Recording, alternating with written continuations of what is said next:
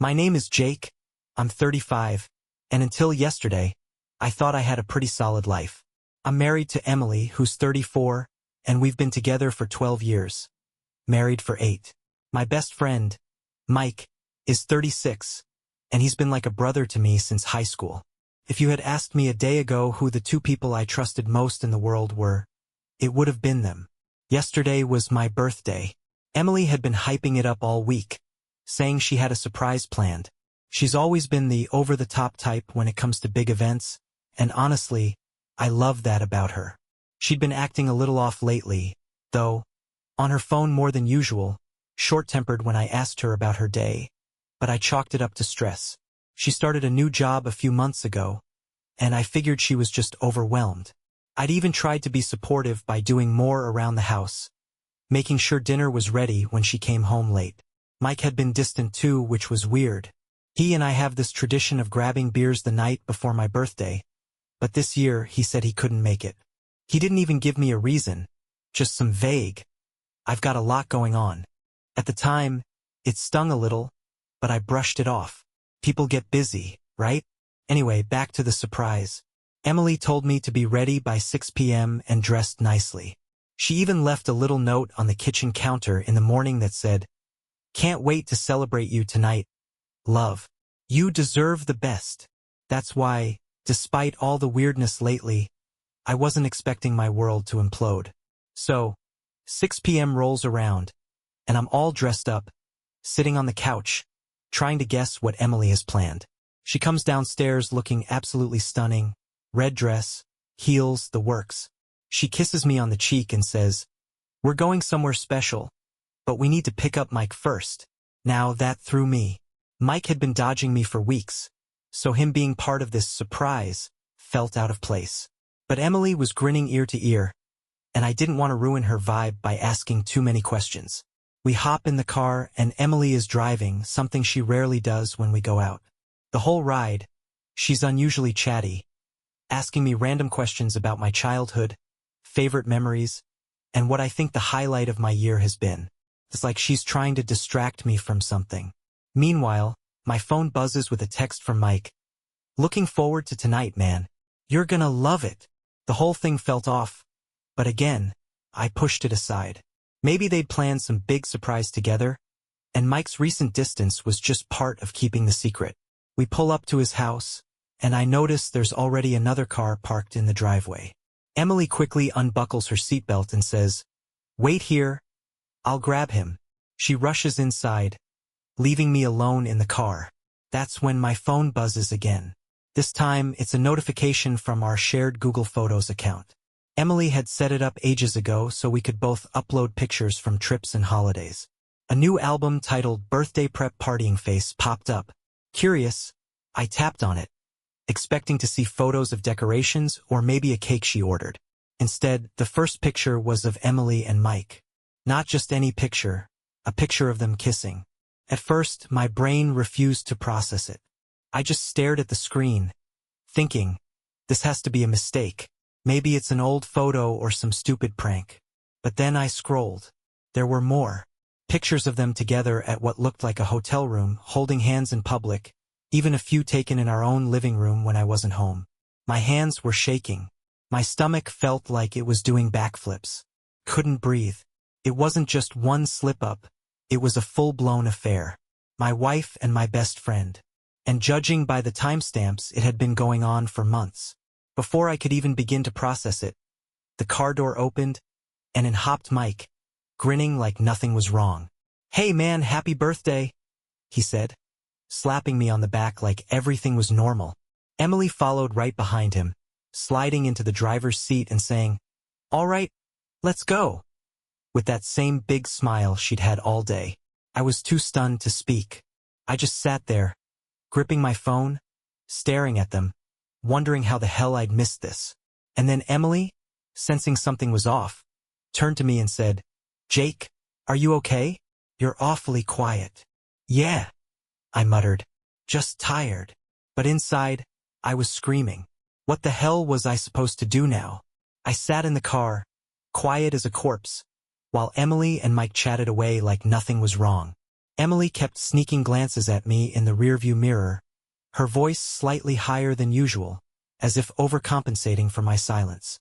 Mike, on the other hand, was his usual loud, jokey self, cracking some stupid story about a coworker spilling coffee on their keyboard. My stomach churned every time he laughed. We pulled into the parking lot of a small bar downtown, one of my favorites. It's this cozy little dive with great burgers and even better whiskey. For a second, I thought maybe I'm wrong. Maybe there's a logical explanation for those photos. But the sick feeling in my gut wouldn't let up. Inside, the lights were dim, the jukebox was playing some old rock ballad, and a big group of people yelled, "Surprise!" when we walked in. Friends, coworkers, even a few family members. Emily beamed at me like she just pulled off the greatest act of kindness in human history. "Happy birthday, babe," she said, planting a kiss on my cheek. I could still feel the burn of her lips from the photos I'd seen earlier. Mike threw an arm around my shoulders. "Told you we had something good planned, huh?" I plastered on a fake smile and nodded, even as my brain screamed at me to punch him in the face. I spent the next hour doing my best to pretend like everything was fine, shaking hands, laughing at jokes, and accepting drinks from friends. Inside, though, I was unraveling. Every time Emily brushed her hand against mine or Mike clinked his glass to mine, it felt like another knife in my back. Then came the moment that pushed me over the edge. Emily grabbed the mic from the karaoke setup and called everyone's attention. "I just want to say a few words about my amazing husband," she began, her voice dripping with false sweetness. "Jake, you've been my rock, my partner, my best friend for so many years. You make every day better just by being you. I'm so lucky to call you mine." The room erupted in applause, and I felt like I might actually vomit. She handed me the mic, expecting me to say something back, but I just shook my head and mumbled, "Thanks, everyone." I couldn't do it. Not after what I'd seen. I stepped outside, desperate for air. My phone was still in my pocket, the photos practically burning a hole through the fabric. I pulled it out and stared at them again, flipping through the album. There were over 30 pictures, each one worse than the last. One had Emily sitting on Mike's lap, her face pressed against his neck, wearing the same dress she'd worn to my company's Christmas party. Another showed them in a hotel room with champagne glasses, the date stamp from a weekend she'd told me she was visiting her sister. And then there was the final photo, a screenshot of a text exchange. Emily had written, "I can't wait for tonight. I'll come up with some excuse to leave after the party. Meet me at the usual place." Mike replied, "You know I'll be there. Love you, Em." That's when I lost it. I stormed back inside, heart pounding, and found Emily and Mike at the bar, laughing together. The way they leaned in close, the way her hand grazed his arm, it was all so blatant now. How had I not seen it before? I walked up to them, shoved my phone in Emily's face and said, "What the hell is this?" The color drained from her face as she stared at the screen. Mike's expression went from confusion to sheer panic. The party around us kept buzzing, oblivious to the nuclear bomb that had just gone off at the bar. Emily stammered, "Jake, I can explain, but I didn't want an explanation. Not here, not in front of everyone." I turned to Mike and said, "You too, huh? Some friend you are." The room went quiet as people realized something was happening. Emily reached for my arm, but I pulled away. "Save it," I said, my voice barely above a growl. "I'm done." Then I walked out, leaving the two of them standing there, frozen in shock. I drove straight home. The entire ride, my hands were shaking so badly I could barely grip the wheel. My mind was a storm of anger, betrayal, and disbelief. How could Emily do this to me? How could Mike? These were the two people I trusted most in the world, and they'd been sneaking around behind my back like it was nothing.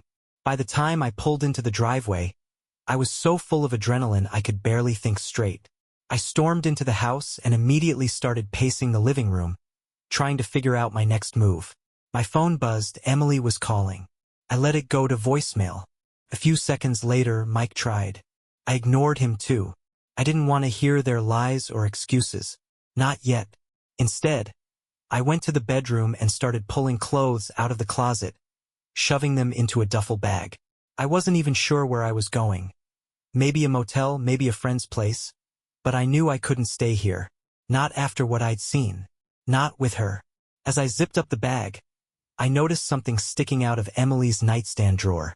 It was a receipt from a fancy restaurant downtown, dated 2 weeks ago. She told me she was working late that night, and I'd even dropped off dinner at her office. Seeing that receipt was like pouring gasoline on the fire already burning inside me. Just as I was about to head out, I heard the front door slam open. Emily came rushing in, breathless and frantic. "Jake!" she yelled, her voice cracking. "Jake, we need to talk." I came down the stairs slowly, duffel bag in hand. She froze when she saw it. "Where are you going?" she asked, her voice trembling. "I'm leaving," I said flatly. "What's the point of staying here with a liar and a cheat?" She flinched like I'd slapped her. "Jake, please, you don't understand." "Don't you dare," I snapped, cutting her off. "Don't you dare tell me I don't understand." I saw the photos, Emily. I read the texts. "How long has this been going on?" "Weeks? Months?" Her face crumpled, and she started crying. Big, dramatic sobs that would have broken my heart if I didn't already know they were fake. "It wasn't what it looked like," she said through her tears. "Mike and it just happened, okay? I didn't mean for it to go this far." "Didn't mean for it to go this far?" I repeated, my voice rising. "What does that even mean? You didn't mean to screw my best friend? You didn't mean to lie to my face every day? What the hell is wrong with you?" She reached for me, but I stepped back. "I was lonely," she shouted, her voice cracking again. "You've been so distracted with work, and I felt like you didn't care about me anymore. Mike was there and I made a mistake. A huge mistake. But it didn't mean anything." "Oh, it didn't mean anything?" I said, laughing bitterly. "Then why were you telling him you loved him?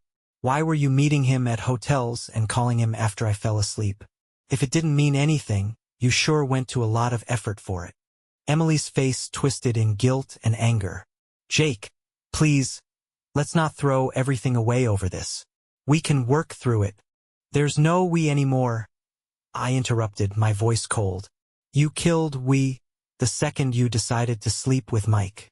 And don't even try to blame this on me being busy. If you were lonely, you should have talked to me. Instead, you stabbed me in the back." She collapsed onto the couch, sobbing into her hands. I wanted to feel sorry for her. I really did. But all I felt was anger and pain. I picked up my bag and walked toward the door. "Jake, wait!" she called after me. "Please don't do this. I love you." I stopped, just for a second, and turned back to look at her. "No, Emily," I said quietly. "You don't. If you did, you wouldn't have done this." And then I walked out, leaving her alone with her tears. I didn't go to a motel right away. Instead, I drove aimlessly around the city, trying to make sense of everything. My mind was a mess of rage, heartbreak, and questions I'd never get answers to. After a while, I realized I couldn't be alone with my thoughts any longer, so I drove to my brother's place.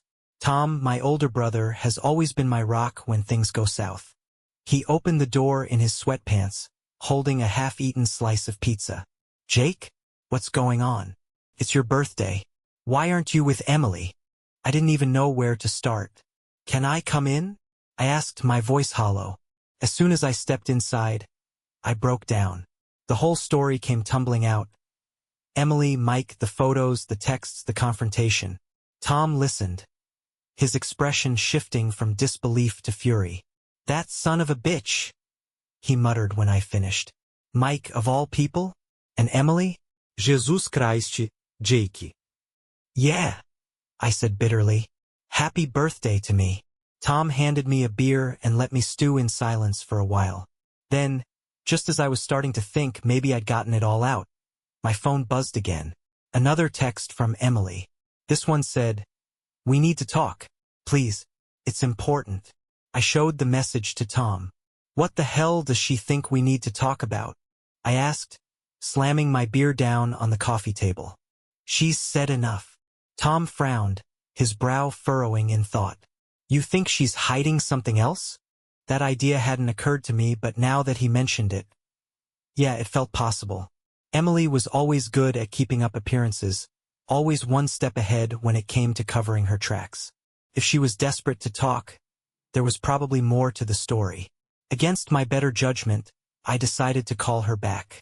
Tom sat beside me, arms crossed, ready to intervene if I needed backup. Emily answered on the second ring, her voice shaking. "Jake," she said. "Thank God you called. Listen, I need to tell you something." "Make it quick," I said coldly. "I've already heard enough lies tonight." "It's not a lie," she stammered. "It's about Mike. He's not who you think he is." I snorted. Yeah, no kidding. "He's a backstabbing asshole who sleeps with his best friend's wife. Anything else?" "No, Jake, I mean there's more. He's been blackmailing me." That stopped me cold. "What?" I asked, my grip tightening on the phone. Tom leaned forward, mouthing, "What's she saying?" Emily's voice cracked as she continued. He has pictures of me. From before we even started the affair. Private pictures. He said if I didn't go along with it, he'd send them to you. Or worse, to my job. I blinked, trying to process what she was saying. "So what? You're telling me Mike forced you into this?" "Not at first," she admitted, her voice barely above a whisper. "But it got out of hand, and I didn't know how to stop." I'm sorry, Jake. "I know I should have told you sooner, but I was scared. I didn't know what to believe." On one hand, Emily had lied to me so many times that trusting her felt impossible. On the other hand, Mike had always been the type to push boundaries, to get what he wanted no matter the cost. Could he really have done something this vile? "Why the hell didn't you tell me?" I demanded. "Why didn't you come to me when this started?" "I thought I could handle it," she sobbed. "I thought I could keep it from blowing up our lives. But it's too late now. Please, Jake, you have to believe me." I hung up without saying another word. My head was spinning. Tom stared at me, waiting for an explanation. "What did she say?" he asked. "She's claiming Mike blackmailed her," I said, shaking my head. "That this whole thing started because of him." Tom whistled low. "Man, if that's true, Mike's not just a backstabber. He's a full-on predator." I didn't know what to think. All I knew was that things were even more complicated than I'd thought, and I was far from getting the truth. Emily's words hung in my mind like a storm cloud. Was she telling the truth about Mike? Or was this just another layer of lies to shift the blame and manipulate me into staying? I needed answers, and I needed them fast. Tom, always the practical one, leaned back in his chair. "If Mike really blackmailed her, there's got to be proof. Texts, emails, something. You can't just take her word for it after everything." He was right, of course. I had to confront Mike. If what Emily said was true, this wasn't just about an affair. It was something much darker. But first, I needed a plan. The last thing I wanted was for Mike to see me coming and cover his tracks. Tom and I spent the next hour brainstorming.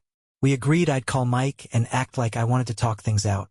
If he showed up, I'd use the opportunity to press him for details and catch him off guard. Tom, meanwhile, would hang back and record the whole conversation, just in case Mike said something incriminating. At first, I wasn't sure Mike would even pick up.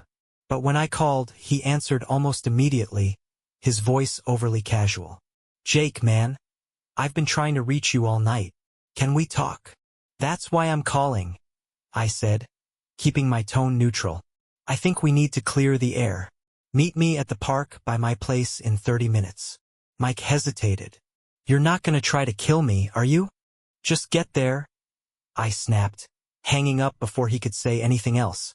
The meeting. Tom and I drove to the park, where he parked a few blocks away to stay out of sight. I sat on a bench under a dim streetlight, the cold January air biting at my skin. Felt fitting. The chill matched the icy fury I felt inside. Mike showed up 10 minutes late, hands stuffed in his jacket pockets. He looked nervous, glancing around like he expected me to jump him. "Jake," he said cautiously as he approached. "Look, man, I screwed up. Okay? I know I." "Save it," I interrupted, standing up. I'm not here for apologies. I want answers. Answers? He repeated, frowning. Emily told me everything. I lied, watching his reaction closely. She said you blackmailed her, that you've been threatening her for months. For a split second, Mike's face twisted with something. Was it guilt? Panic? It was hard to tell. Then he laughed, shaking his head. Wow, she's good. I'll give her that. What the hell does that mean? I demanded, stepping closer. Look, man. I'm not saying I'm innocent. I shouldn't have gotten involved with her. But blackmail? That's rich, he said, smirking. If anything, she's the one who dragged me into this mess. She dragged you? I repeated, incredulous. You expect me to believe that? Mike sighed and sat down on the bench, looking tired. She came on to me, Jake. I swear to God. I didn't even know how to say no at first. She was relentless. And once it started, she told me I'd better keep my mouth shut, or she'd make sure you found out in the worst way possible. She played us both. I stared at him, my heart pounding. Was this some twisted version of the truth? Or was he just trying to save his own skin? Then explain the photos, I said, pulling out my phone. Explain the texts. You're telling me she forced you into all that? Mike glanced at the screen and then back at me, his expression unreadable. I'm not saying I didn't enjoy it, okay? I was weak and I messed up. But I didn't blackmail her, Jake. She's lying to you. At that moment, I didn't know who to believe. Emily had lied before, but so had Mike. Both of them were self-serving manipulators who'd betrayed me in the worst way possible. Do you have any proof? I asked him. Anything that backs up what you're saying? Mike hesitated, then pulled out his phone. There are texts, he said. From her. They might clear things up. He opened his messages, scrolling until he found what he was looking for. When he handed me the phone, my stomach dropped. The messages were from Emily, and they painted a completely different picture. Jake's working late again. I'm bored. Come over. You're so much better at this than him. Wish I'd realized sooner. Don't worry. He'll never find out. I've got this under control. Each text hit me like a punch to the gut. If these were real, and I had no reason to think they weren't. Emily had been actively pursuing Mike, not the other way around. I handed the phone back to Mike, my mind spinning. Why didn't you show me these before? I asked. Because I didn't want to blow up your marriage, he said quietly. I know that sounds hypocritical, but I figured it wasn't my place. Guess that doesn't matter anymore. Huh. I walked away without another word, leaving Mike on the bench. My world had been torn apart twice in one night, and I had no idea what to do next. By the time I got back to my brother's house, I felt like I'd been hit by a truck. Tom was waiting for me in the living room, pacing back and forth. Well? He asked the second I walked in. What did Mike say? I slumped into a chair, rubbing my temples. He showed me texts from Emily. She was the one chasing him, inviting him over, making comments about how much better he is than me. My voice cracked on the last part, and I hated myself for it. Tom's jaw tightened. Damn. So she's not just a cheater. She's a manipulative liar too. What now? What now? That was the million-dollar question. I couldn't stay in this limbo, torn between two liars. I needed closure, but more importantly, I needed to take back control.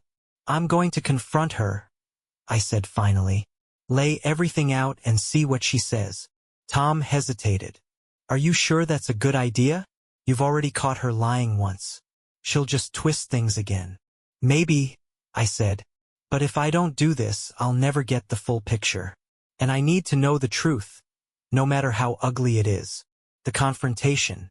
I called Emily and told her I was coming over. She sounded relieved, almost eager, and promised to explain everything. I didn't tell her about Mike's texts. I wanted to see if her story would match up or if she'd dig herself a deeper hole. When I walked into the house, she was waiting for me on the couch, her face pale and tear-streaked.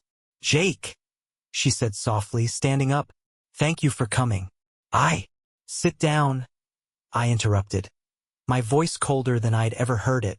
She flinched but obeyed. I sat across from her, fixing her with a stare. Tell me the truth. All of it. No more lies. She nodded, wringing her hands. I told you the truth earlier. Mike, he manipulated me, Jake. He's been after me for months.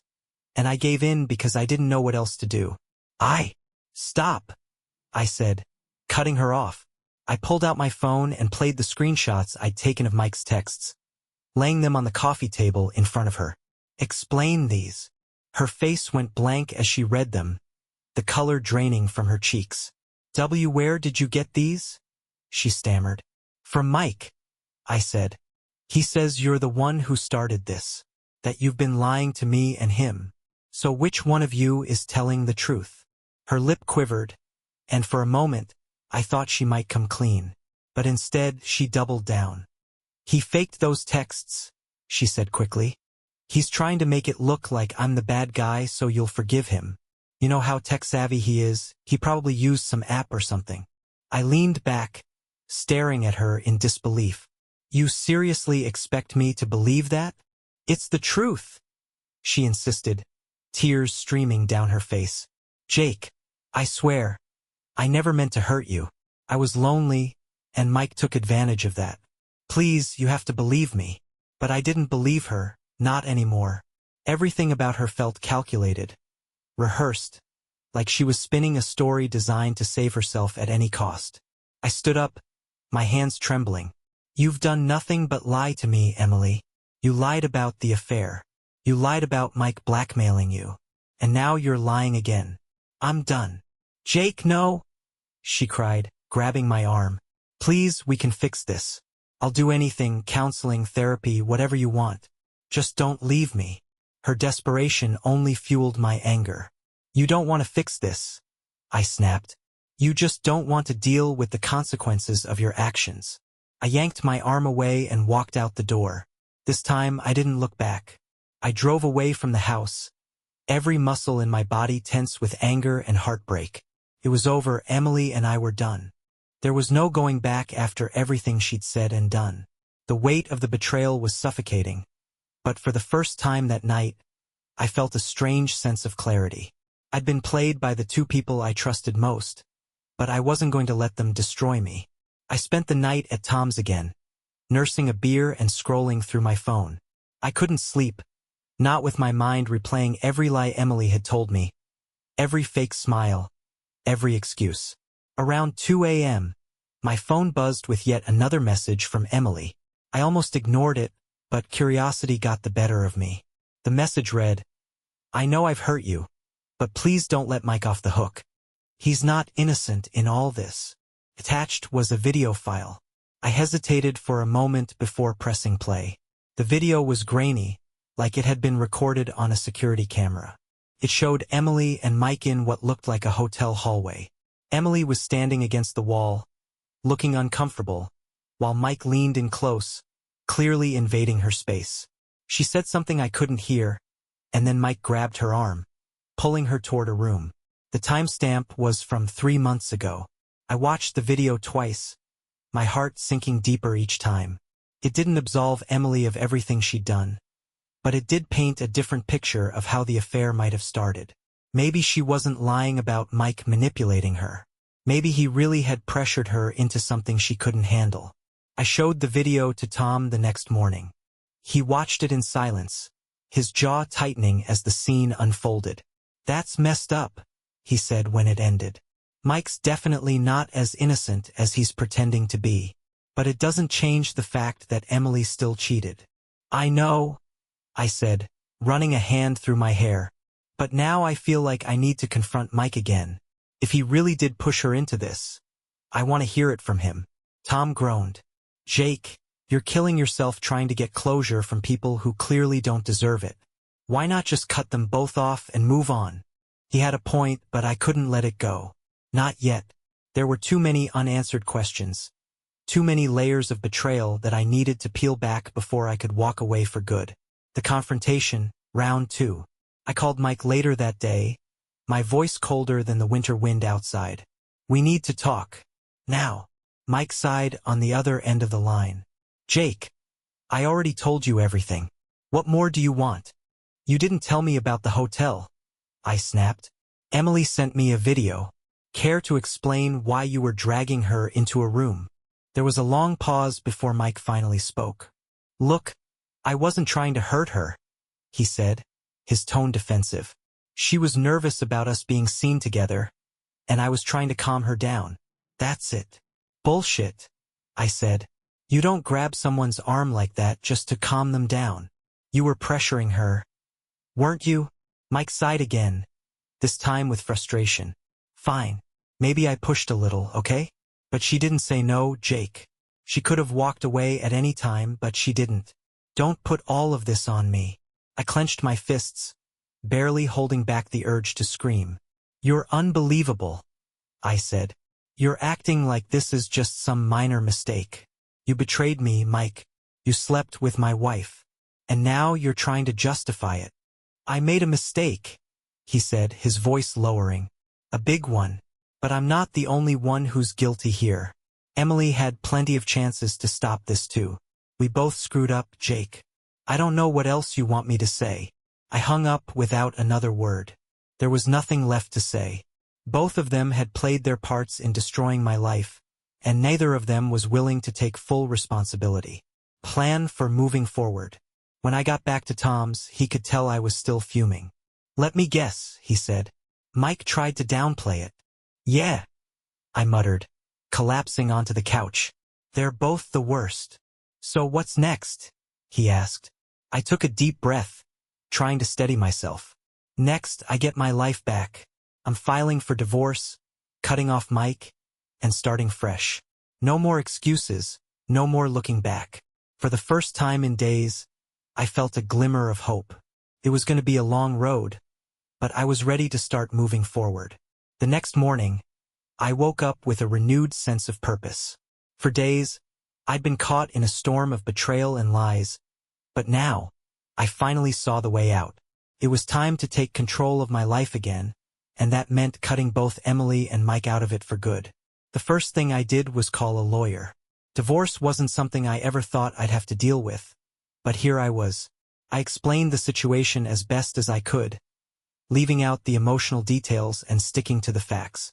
The lawyer, a calm and methodical woman named Rachel, listened carefully and assured me we'd handle everything one step at a time. Do you have evidence of the affair? She asked. Plenty, I replied bitterly, thinking of the photos, the texts, and the video. Good. That will help us establish grounds for the divorce, she said. But more importantly, focus on protecting your assets and your peace of mind. Let me take care of the rest.